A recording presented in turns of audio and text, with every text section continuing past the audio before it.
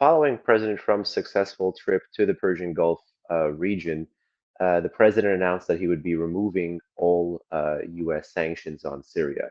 This is what I call a high risk, high reward gamble, but one that, if achieved successfully, can actually prevent Syria from being a launching pad for more Iranian malign activity in the Eastern Mediterranean, and really play up the goal of Crown Prince Mohammed bin Salman, which is to somehow return Syria to the Arab fold.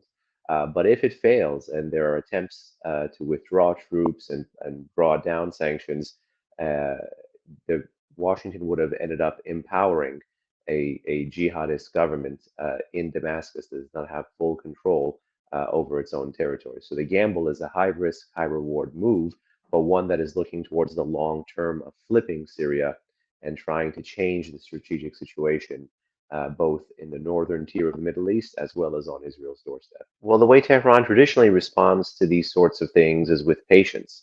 The Islamic Republic has an ideological view of the way the region should be oriented and has put time, money, resources, blood, and treasure towards that. And what it's looking for the West right now to do is for the West to take the pressure off of the regime, off of its proxies, to have political space emerge between Washington and Jerusalem, and for Washington and Jerusalem to make mistakes in the region as they try to push towards bigger picture things like flipping Syria or regional peace and stability. And it is there that in the interim, while Washington focuses up on building up states, that Tehran will focus on building up proxies and partners. And then, whenever there is a downtrodden or dispossessed person in a war zone or in a conflict zone, that person, that is Tehran's angle of entry back into a conflict. And precisely this has been Iran's strategy, shifting and waiting and looking to exploit opportunities across the entire northern tier of the Middle East, from Iraq to Syria to Lebanon.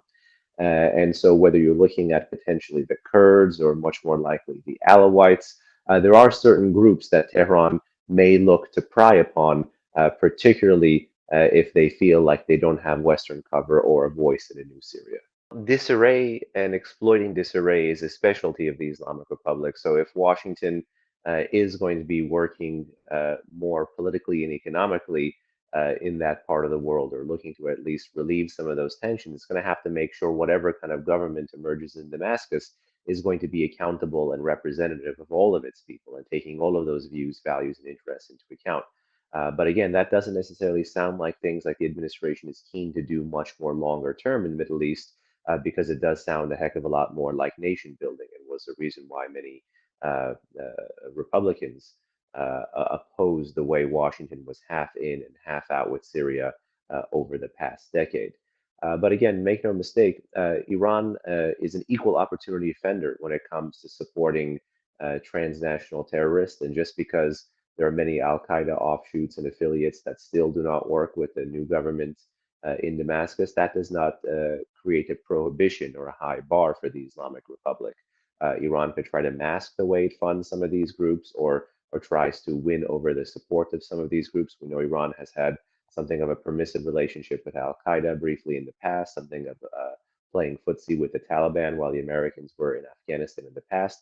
So I would not be totally surprised that in an attempt to fail to win over Alawites and Kurds, the regime could try to cause havoc in Damascus and support internecine kind of Sunni on Sunni violence as well. Remember, Iran really rode the wave of the civil war in Iraq during the peak period of US occupation of that country in the mid 2000s. Well, traditionally, Iran has linked the regional file with the nuclear file in its behavior. Sometimes it escalates in one theater, de escalates in another, makes up for one gain in one theater by doing something else in another. But at this current state in time, given the fragile proxy network, the imperative for the Islamic Republic is to first make sure its proxies and partners, the Middle East, first survive before they can thrive. Thanks to Israel's military successes, some of them backstopped by America in 2024, much of this proxy network is down, but it is not at all out. And that's why, again, Tehran is going to be playing the long game. It's going to be running the clock when it comes to American and Israeli patience for what the future regional order could look like. And it's going to be running the clock at the nuclear negotiating table as well, to benefit from, as long as possible, no Israeli strikes on its territory and a termination or a lapse of the EU snapback, which does expire in the fall of this year.